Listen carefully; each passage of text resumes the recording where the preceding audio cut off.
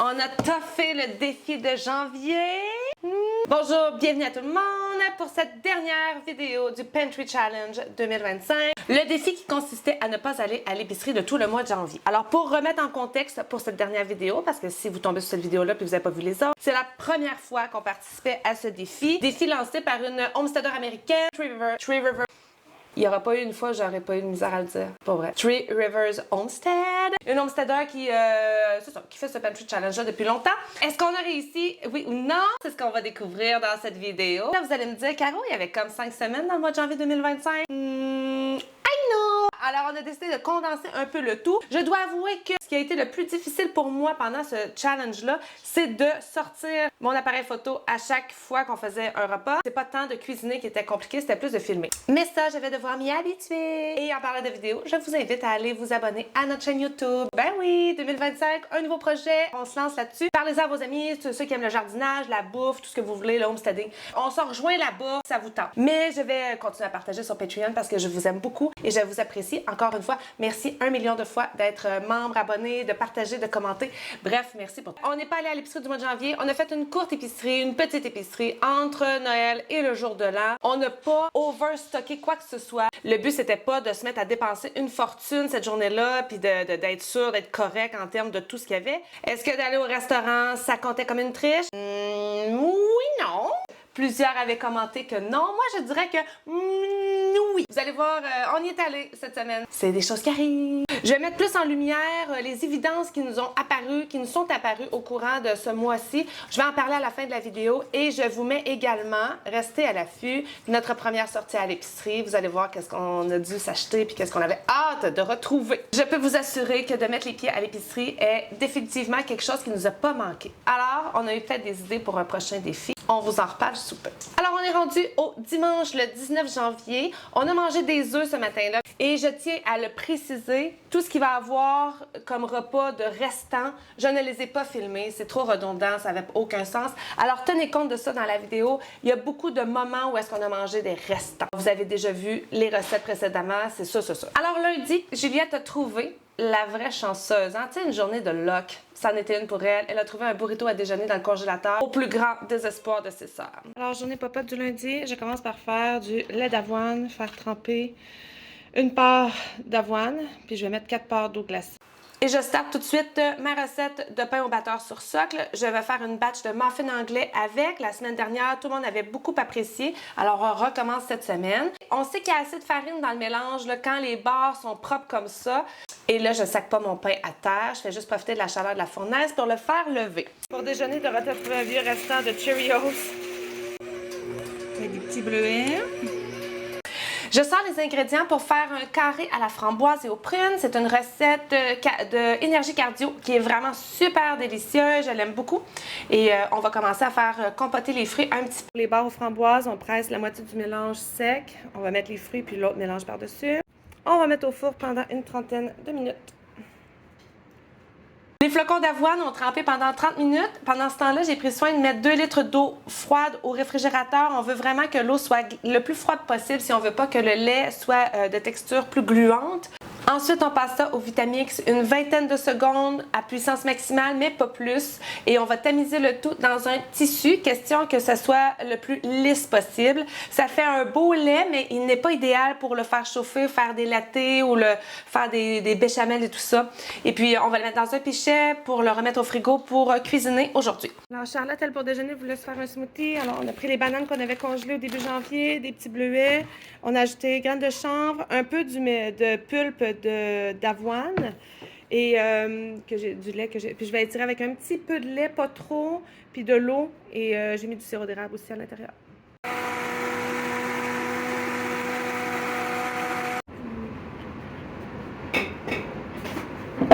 Ensuite de ça, on fait des bar tendres pour Dorothée. C'est tiré de From Scratch. C'est un de mes livres préférés de recettes. C'est full basic. Mais c'est super inspirant par chez Elliott que je suis depuis des années. Pour les bar tendres, on met au robot des noix, 2 tasses de noix, de la noix de coco, des graines de lin moulu. J'ai ajouté aussi une petite poignée de canneberge séchée parce que c'est juste trop bon. On va ajouter du beurre d'arachide, une pincée de sel.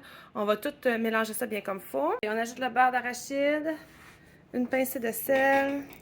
Ça fait ressortir les saveurs. On mélange. Dans un petit chaudron, je fais fondre du coco avec un petit peu de sirop d'érable.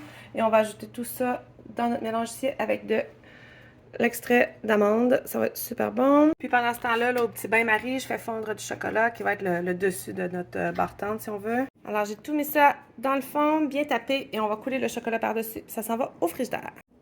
C'est prêt. Ça s'en va au frigo. La chose la plus satisfaisante dans tout ça, barrer ce qui est fait. On attaque maintenant les crotons. Pour les crotons, je vais faire une double batch. C'est la recette que j'ai déjà partagée. Je suis déjà en train de faire revenir oignons, ail. Je vous le dis, si vous avez du temps pour vous préparer des oignons, les congeler, de l'ail congelé, c'est tellement formidable. Je vais prendre 4 livres de notre part, puis ensuite de ça, je vais rajouter là, plein de petites choses. Fait que là, j'ai mis tous les ingrédients. Là, le but, c'est de défaire la viande, les morceaux de viande, puis on va laisser cuire tout ça là, dans le bouillon et le gras pendant presque 1 heure. Puis à la fin, on va ajouter les flocons d'avoine qui vont être pulsés. Là, ça va faire comme une farine d'avoine. Ça va tout lier ensemble, ça va faire la texture crémeuse. Puis là, j'ai testé avec le lait d'avoine de ce matin. On va voir si ça fonctionne. Alors, les petites barres aux fruits sont prêtes. Les crotons sont en train de mijoter. Enfin, je viens de brasser là, pour pas que ça colle. On va baisser le feu aussi. Là.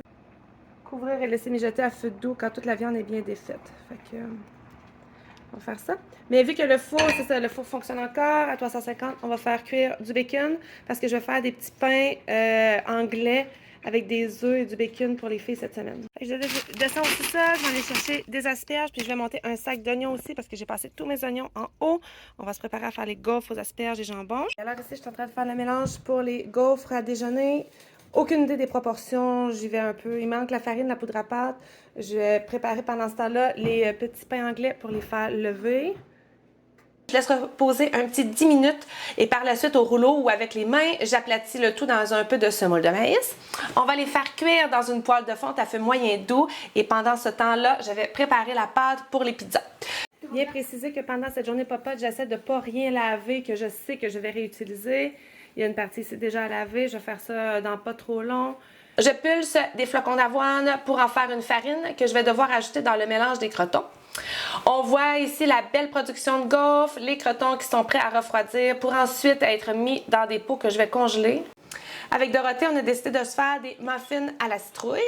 J'ai fait cuire des œufs pour faire des muffins anglais, œufs et bacon pour les déjeuners de cette semaine. OK, vous vous souvenez le test de fausse mayo? Fait que ça, c'est la fausse mayo qu'on a faite. Je vais badigeonner la fausse mayo sur les pains. On va mettre les œufs, le bacon. On va tout emballer ça individuellement par la suite.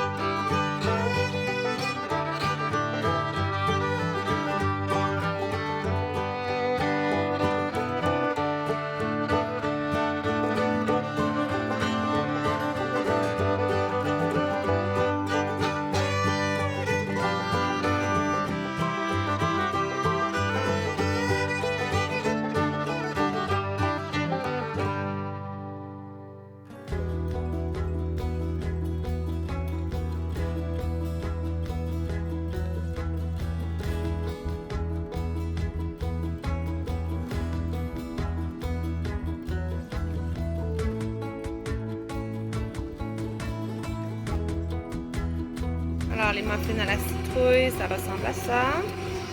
OK, alors pour les pizzas, je vais finir ce pot de poivron marinés grillés. On a les restants de petits salamis comme ça qu'on avait achetés là, au mois de décembre. J'ai notre sauce à pizza qu'on avait cannée cet été. Il reste juste ça de fromage pour les prochaines semaines. Fait qu'on va y aller quand même avec parcimonie. Puis je suis en train de faire revenir des oignons. J'aurais aimé rajouter des poivrons, mais ça a l'air qu'on a déjà passé tout ce qu'on avait de poivrons. Cette année, j'en ai pas conservé assez. C'est la première fois que ça arrive. Je sais pas ce qui s'est passé. Pendant ce temps, ma belle Dorothée. Puis un petit portrait de où est-ce qu'on en est. Ça avance, hein? Petit muffin. Et là, on se prépare à faire les pizzas pochettes. On est en train de séparer la pâte. Alors pour le dîner, là ici, ils sont pas super bien dorés parce qu'on avait oublié de mettre le lait par-dessus. On va manger des petites pizzas pochettes qu'on a faites. Et les autres pizzas pochettes sont en train de cuire. Puis la vaisselle est faite. Il reste juste à faire mariner les viandes. Et on est en train de faire une marinade pour les filets de porc. Puis dans la marinade, là, j'ai juste tapé. Tu sais, on fait pas souvent mariner, mais je vais mettre, ça va être un peu asiatique, ail, miel, oignon vert déshydraté, sauce soya, vinaigre de riz avec huile de sésame grillée. On va, puis un petit peu d'huile d'olive, puis on va tout bien laisser mariner ça jusqu'à temps qu'on soit prêt à faire cuire. Alors pour souper, j'ai ressorti une longe de porc. Je vais essayer de faire le rôti à Ricardo aux patates jaunes. Dominique, c'est une demande qu'il m'a faite cette semaine. On a un petit peu de moutarde sèche ici. Les patates, de l'ail, du bouillon de poulet, sel, poivre. On va faire ça.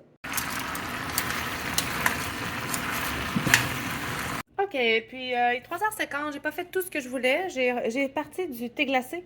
Fait qu'on fait infuser des poches de thé avec un peu de sucre puis du jus de citron. Puis après ça, on fait refroidir. J'avais le goût de boire ça.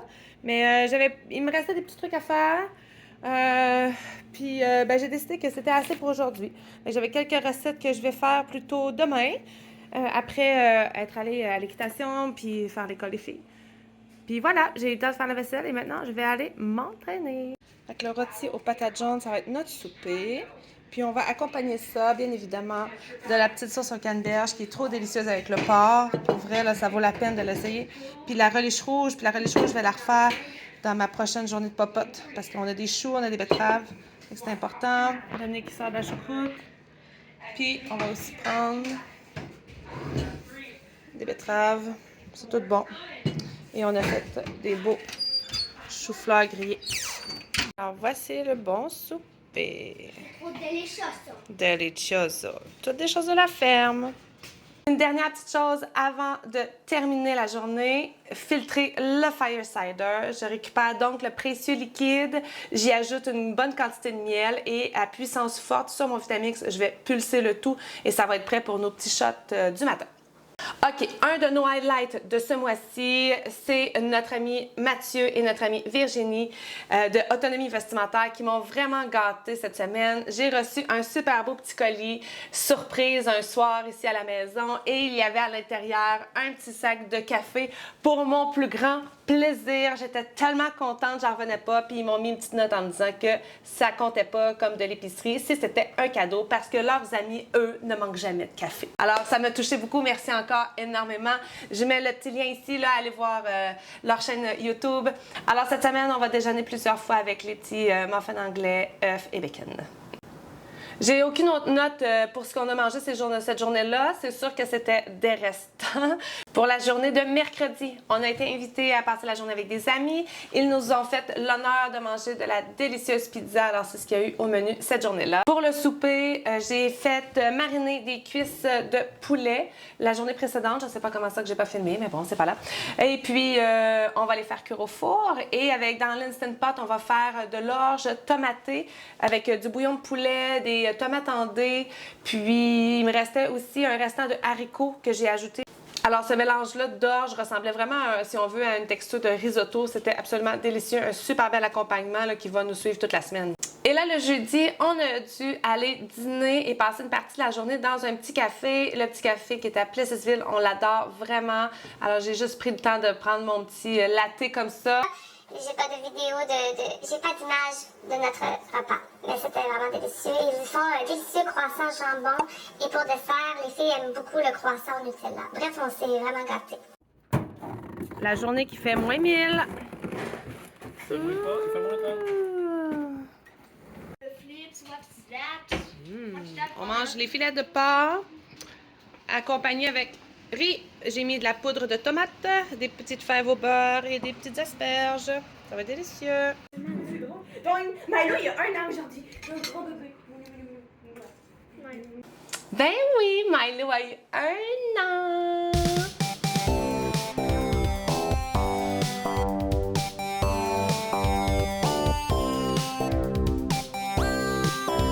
Le vendredi a été une journée un peu méli-mélo, mais surprise, en soirée, on a été tout seul avec une de nos grandes filles. Et quand on se retrouve tout seul, ben on a le goût de faire des petits trucs des fois spéciaux. Et elle avait mentionné qu'elle aurait aimé nous accompagner au restaurant. Fait qu'on est allé manger dans un super bon petit restaurant à Victoriaville. C'était un plaisir. Chaque moment qu'on peut passer comme ça avec une de nos filles, on le fait. On adore passer du temps avec elle. Puis on s'est vraiment gâtés encore une fois cette journée-là.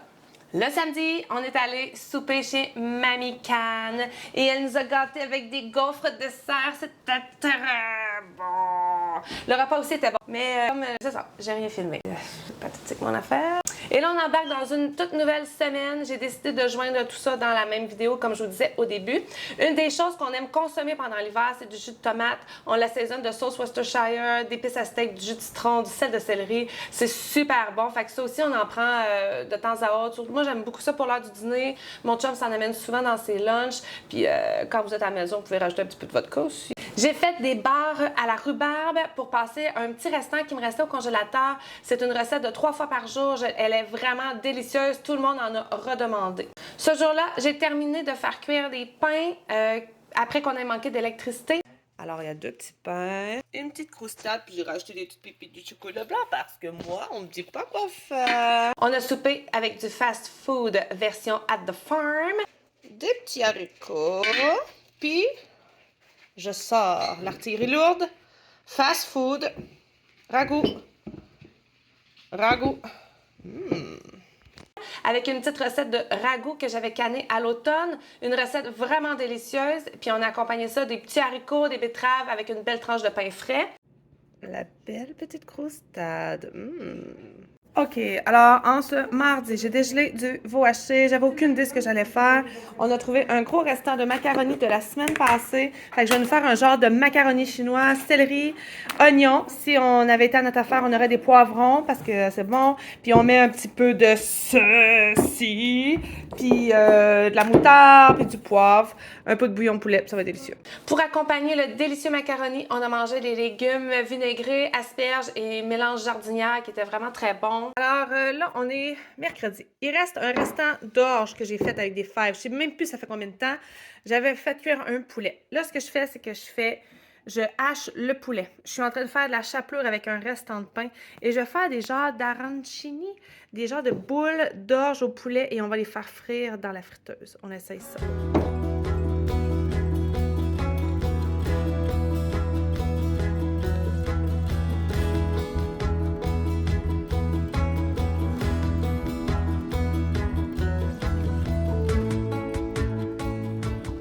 Ça y est!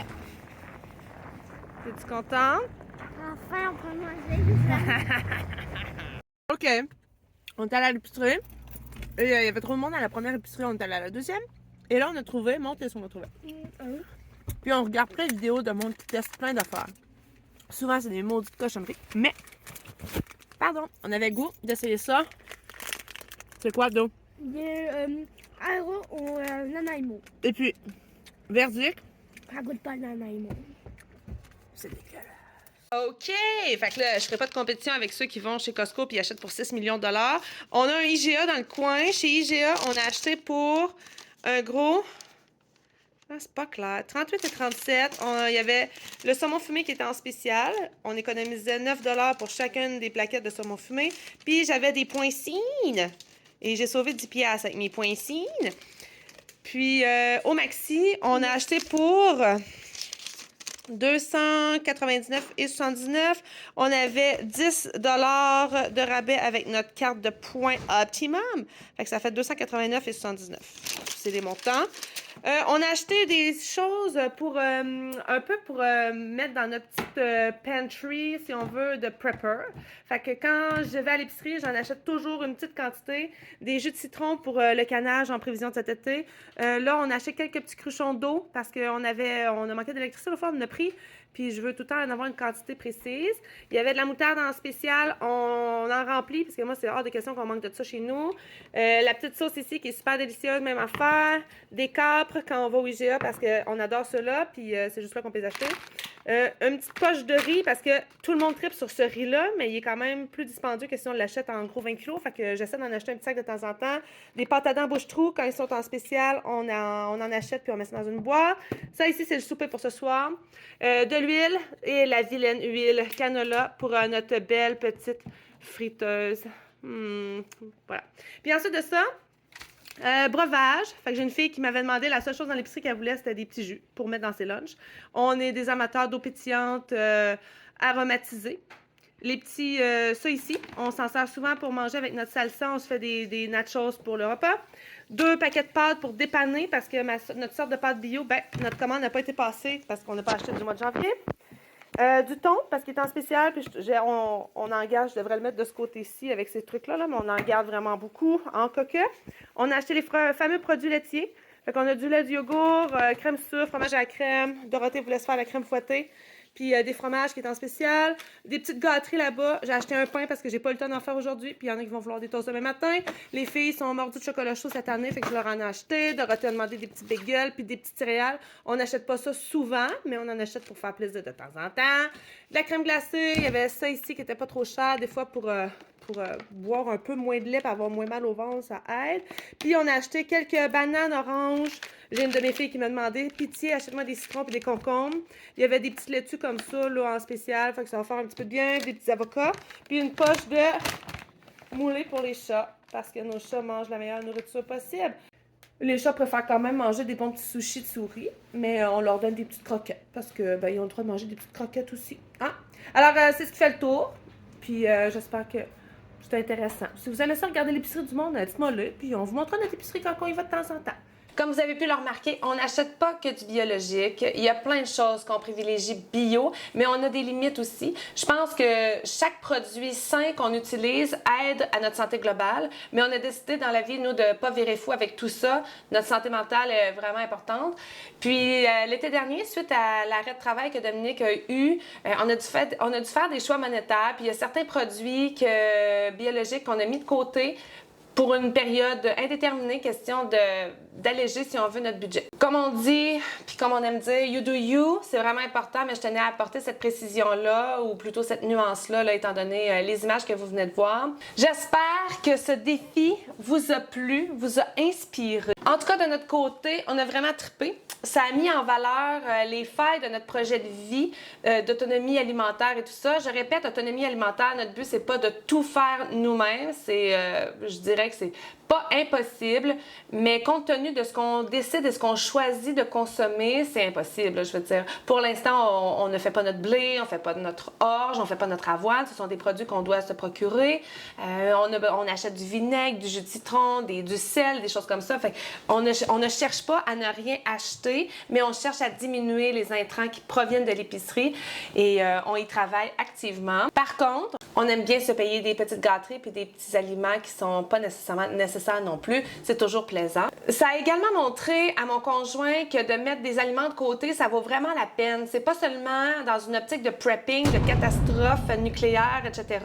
C'est vraiment pour avoir tout sous la main, pour s'éviter de devoir sortir à l'épicerie pour tout puis pour rien, pour quand on a le goût de faire quelque chose, on l'a. Ça nous permet de ne pas perdre notre temps justement inutilement puis d'être toujours rendu à l'épicerie. Et également, si quelqu'un dans la famille perd son emploi ou il arrive quelque chose qui nous permet je sais pas, qu'il y a moins d'intrants financiers, ben ça nous permet d'avoir des petites réserves pendant ce temps-là, puis on peut piger là-dedans. Pendant ce mois de janvier de challenge, on a fini par manquer, puis qui a été un peu problématique, je trouve, c'est vraiment les produits laitiers, donc lait, fromage, crème glacée pour mon chum qui adore ça, yogourt. pour mes filles aussi. Le café, bien évidemment, pour moi. Dominique, lui, ben, ça l'a amené à complètement arrêter de boire du café, même à son travail. Il n'en ressent plus le besoin. Il prend du chaga. Ce matin, il a pris de la tisane d'ortie. Bref, il préfère les breuvages chauds plus différents. C'est une énorme économie de ne pas avoir de café. Je dois dire que j'ai abdiqué. Je me suis racheté du café décaféiné parce que moi, j'aime le goût, mais je vais essayer de voir si j'arrêterai pas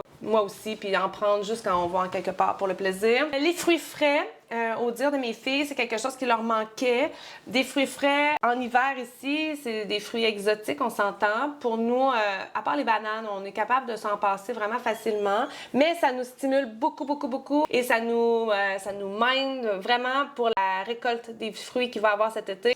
On va avoir une super production de framboises, on pense bien. La production va être abondante pour la première année, alors ça nous encourage beaucoup à préserver tout ça. On va avoir sûrement beaucoup de fraises aussi, des bleuets. Alors, c'est quelque chose qu'on va faire plus attention puis qu'on va mettre de côté le plus possible.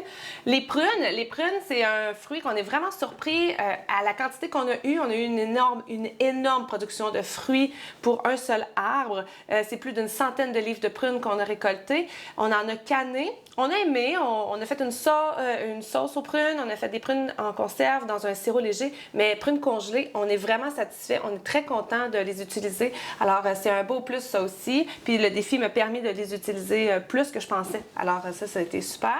Ce que j'ai eu peur de manquer à un certain point pendant le mois, poudre à pâte, mayonnaise, on en a manqué. L'huile pour faire la mayonnaise, on l'a manqué aussi. Poivre en grains, on a passé très proche. Mais c'est à peu près tout, là, la farine. Et la farine, ben ça, j'ai dû passer une commande parce que l'endroit où est-ce qu'on commence, c'est une place qui font du vrac ou en gros. Et puis, des fois, quand je passe ma commande, je ne l'ai pas avant 2 semaines. Donc, je me disais, ça va arriver en février. Mais c'est arrivé en janvier. Puis, ce qu'on avait décidé de faire, c'est de ne pas ouvrir la poche tant aussi longtemps qu'on ne serait pas rendu en février. Mais il me restait un petit fond pareil. Il y a eu plus de peur que de mal. Alors, pour tout le reste, tous les aliments que je calcule comme étant pas tout à fait nécessaires, les aliments du type gâterie, nous ont pas tant manqué. On a vraiment manqué de rien. C'est toujours un beau plus, par contre, puis c'est ce qu'on veut démontrer, c'est un beau privilège de pouvoir aller à l'épicerie puis de dépenser des montants quand même importants pour des aliments qu'on sait qu'on est capable de se passer. On se trouve très privilégié de pouvoir faire ça. Mais je trouve que tenter l'expérience dans une optique de résilience profonde puis de dire on ne dépense pas plus que ce qu'on a déjà, je trouve que c'est très bénéfique pour nous, pour nos enfants. C'est un bel apprentissage aussi. On risque de refaire l'expérience très fortement. Puis dans le même ordre d'idées, je ne sais pas si vous avez entendu dans une des jasettes en salopette que j'ai fait au début du mois de janvier, il y a un défi qu'on veut faire pendant l'année 2025 qui est déjà commencé pour nous, mais je vous en parle ici. C'est bien beau de dire « Ah, on n'est pas allé à l'épicerie de janvier, on a sauvé sur ci, sur ça » ou pendant les prochains mois « Ah, on est allé à l'épicerie, ça a coûté juste ça », mais on veut démontrer que le projet qu'on a, il y a beaucoup, beaucoup de sous investis de toute autre façon. Juste pour avoir des œufs frais de façon illimitée, bien, il y a des coûts à ça. Il y a de la nourriture, il y a de la RIP, des cages à fabriquer, il y a plein de choses. Alors, tout le long de l'année 2025, on va comptabiliser toutes les dépenses du homestead qui sont reliées à notre alimentation, ce qui nous amène à pouvoir manger comme on le fait. C'est beau avoir 6 congélateurs remplis de viande. La viande n'est pas tombée par magie du ciel, puis il y a eu vraiment des coûts qui sont annexés à tout ça. Ça nous fait vraiment plaisir de vous partager ça. Il va y avoir une première vidéo, je vais mettre le lien dans la description, qui va être partagée via YouTube, mais par la suite, je vais concentrer ce défi-là ici sur Patreon. Donc, à chaque fin de mois, je vais présenter notre bilan